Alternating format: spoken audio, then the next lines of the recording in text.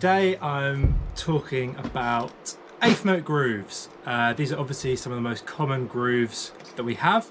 And our downbeat is on beat 2 and beat 4. So that's where I'm clattering the snare. But we do have other types of eighth note groove. We could play half time, and unbelievably, we play half the amount of snares. So instead of our snares being on number 2 and number 4, they're now going to be on number 3. So this is our original eighth note groove, 1 and 2 and 3 and 4 and. Obviously something most of you already know. And then moving it to a half-time feel, like I said, I'm going to do half the amount of downbeats or snares. So now I'm going to move it to number 3. 1 and 2 and 3 and 4 and 1 and 2 and 3 and 4 and. Now what that does is that gives the illusion that the groove is slowing down, even though the hi-hats are still doing the same. We're still sticking to eighth notes. So I'll go straight from 2 bars of our usual eighth note groove into 2 bars of our half-time feel. 1 and 2 and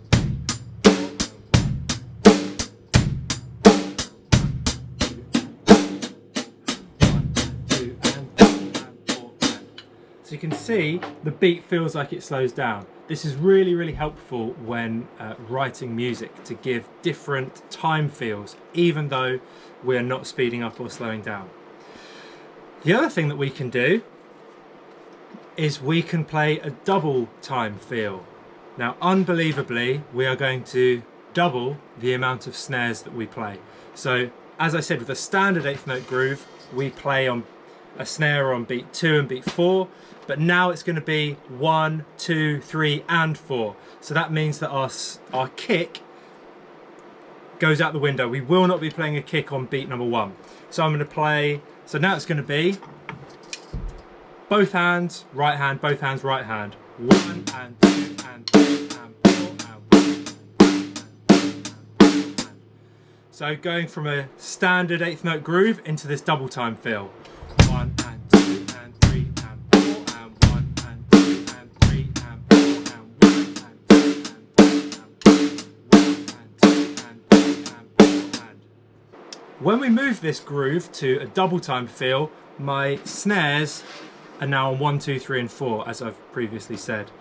So that means I don't have any space for my kicks unless I put them on and.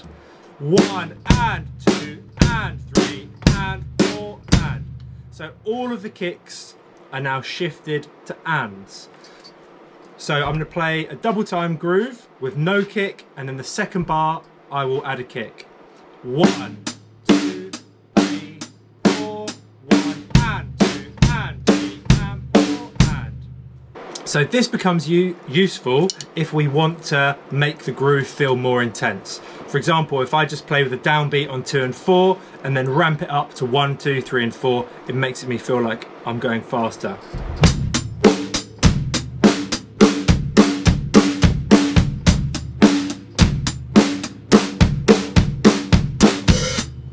Now, a really good thing that we can do is we could change our voicing. So instead of doing it all on the hi-hat, we could move it round to the ride or the crash or whatever. It starts to exaggerate that we have changed our time feel. For example,